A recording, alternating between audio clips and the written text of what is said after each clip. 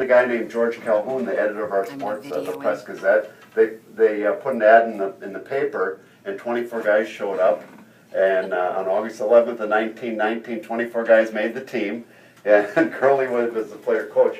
Anyway, they went on, they dominated the first year. He ended up owning the team for 1 year. He originally sponsored by a company called Indian Packing Company, and then Acme Packing Company. He got some money to join the American Professional Football League. They gave him $50, and that league folded. So the next year, in 1922, he needed $250 to join the NFL, and they said that's a little steep for us. So he took his own money, he drove down to Canton, Ohio. Well, the last team to join was Houston. They paid over $700 million. Oh, so, pretty good deal for $250, huh? So, and then the next year, he's the sole owner of the team, only for 1 year, because the next year he couldn't pay all the bills.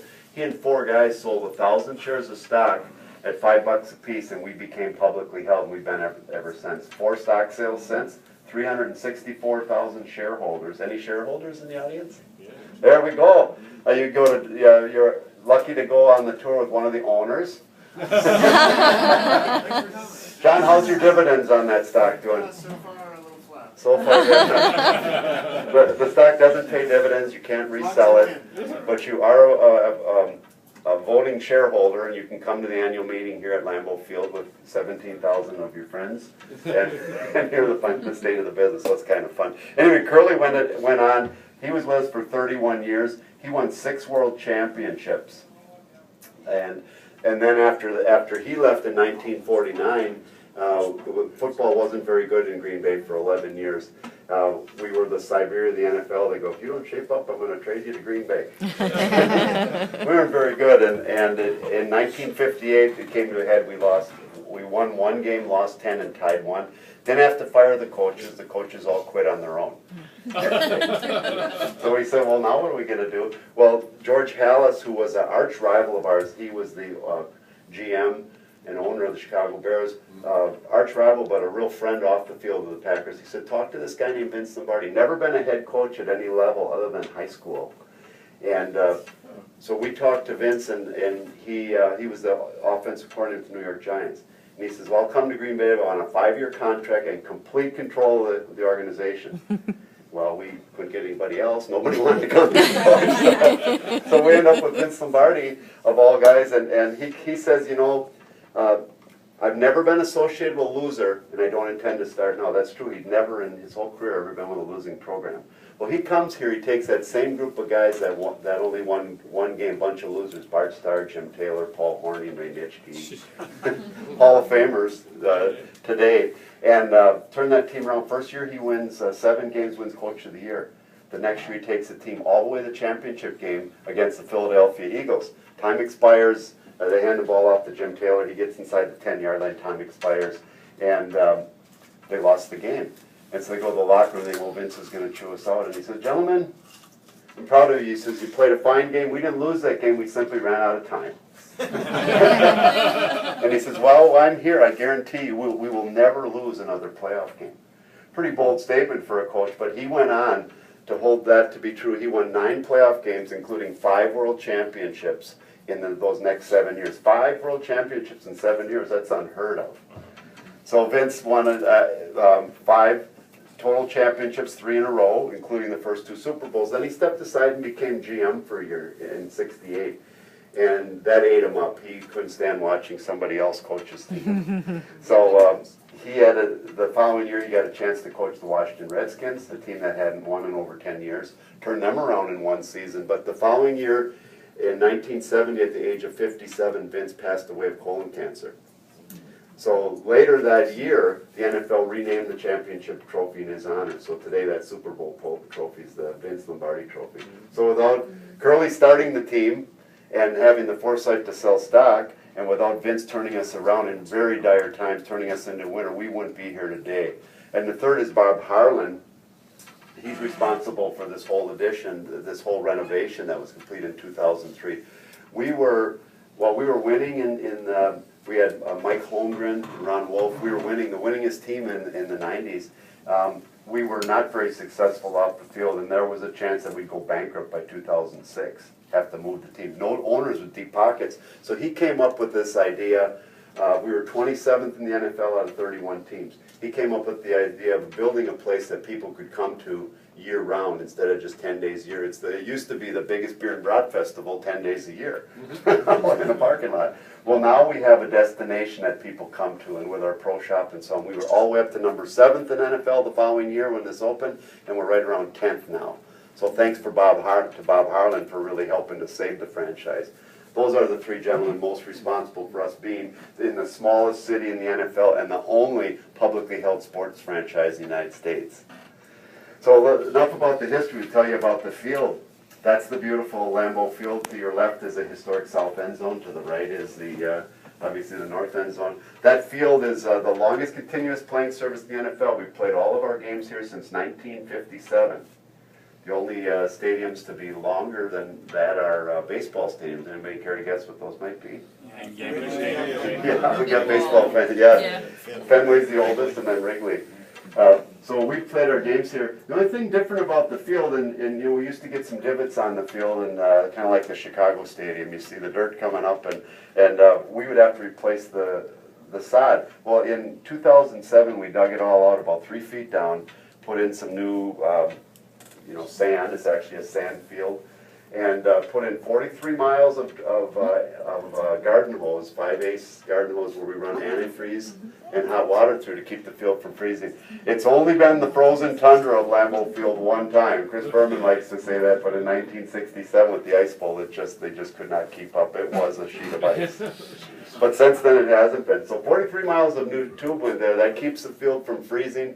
Then 53 sprinkler heads were reinstalled. They topped it off with Kentucky bluegrass from the fine state of New Jersey.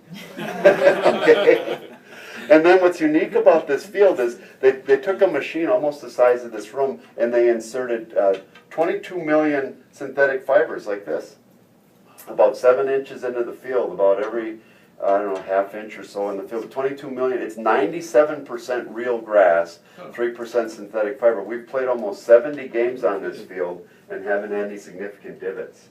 So it's working really well. The Denver Broncos have the same technology, and several European soccer teams use this technology. So it's working out just great for us. That field will be painted for family night, which is really a controlled scrimmage when fans can pay, it's about $5 a ticket or so, and people that normally can't go to the stadium can come and take their families here and watch a scrimmage, and there's fireworks and everything else. So they'll paint that field with 170 gallons of paint, and it's not painted now because we cut that grass to about a ½ inch. It gets cut about every 2 days. It cuts the paint off. So Stevie, you actually painted green? No, the field is, I'm talking about the white lines and the yellow for the gold. Okay.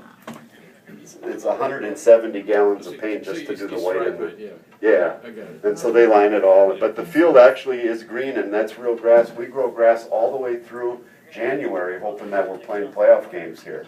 If you come here in November, there's half the field is covered with like a spaceship looking thing, and it's actually grow light. 48 hours on one side of the field, 48 on the other. Keeps the grass natural green and growing. It's one of the finest surfaces in the NFL. So beyond that field, yeah, we don't have enough hotel rooms is what they say. So beyond that, the historic Lambeau Field, if you follow that up to this gold railing that circles the field, that's the 60 rows of the original Lambeau Field, originally built in 1957 for $960,000, held a little over 32,000 fans. The end zones were open, and so eventually those got filled in, originally wooden bleachers, but they eventually replaced them with the aluminum. So then eventually we filled in the bowl. This is the finest aluminum seating in all of the NFL. Oh, I can get you on that. It's the only aluminum seating. We like to say 18 inches of pure aluminum pleasure. Cold. And it's cold. Well, it's solar heated in the summer, air cooled in the winter.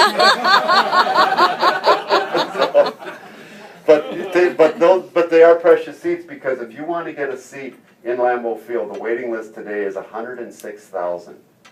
Our population's 104, the smallest city to have a professional franchise of any kind. So if you want to get in line for tickets, you sign up, you give them a card that shows your address, and in about 1,200 years, you'll get a notice that your tickets are up. So beyond that original Lambeau Field Bowl, when we completed this renovation in 2003, we added 3,000 club seats that you see below you, the plastic seats, 3,000 outdoor club seats, and over in the north end zone, we added another 3,000 indoor club seats. And then we finished it off with aluminum seats around the bowl, and that put us at 73,128 capacity, 10th largest in the NFL. Well, that wasn't enough. So what we did recently, this 9th renovation just completed, we added some new surround sound and these beautiful scoreboards, 48 feet by 108 feet. HD TVs are beautiful. And these seats in the south end zone, 7,000 new seats are just completed. The folks that were on the waiting list 2 weeks ago, they got a notice in the mail they could attend a meet your seat night. No. That's true, and the fans came and they sat in their seats and they had, hot dogs and sodas and tailgating in the parking lot. So those 7,000 new seats now make us capacity at 80,750, third largest in the NFL. Behind the Washington Redskins, the Giants, Jets, and Jerry Jones isn't even in the top 3. Giants, Jets Stadium. Yeah, there's and whether the Redskins or the Jets, there's some confusion which one's largest, because I know the Washington Redskins, they downsize their stadium a little bit, so I'm not sure what their capacity is. But the Jerry Jones Stadium is not the largest because the NFL doesn't recognize standing room only. They have over 20,000 standing room only seats, and they only count seats. Every seat here in Lambeau Field is a season ticket. So if you have your season tickets, they're you're required. You got to buy the whole season pass. Do you have to pay a seat license fee? You did when you get it. It's a one-time deal. It was started originally in, I believe, 2003 when we did this renovation, and then these new seats also paid a license fee for the 7,000. You can pass your tickets on to a first cousin. You can pass your place in line to a first cousin.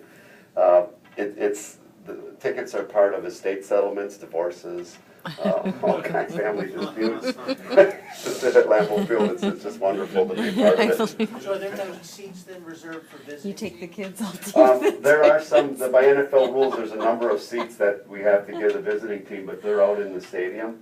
They're in the bleachers and in the visiting teams have seats, 500 seats throughout the stadium. But yeah, and they sometimes get turned back, so there are occasionally tickets that might be available. But it's all when we have a tour on a game day weekend, we'll say who's going to the game, and everybody raises their hand, and we go who has tickets, season tickets, and nobody does. So you can get them through brokers. Depends on who we're playing or who you know. I mean, if you know some people from Green Bay, a lot of people still sell them for face value and so on. But most of them are going to be sold through brokers. You can go on Craigslist or something like that.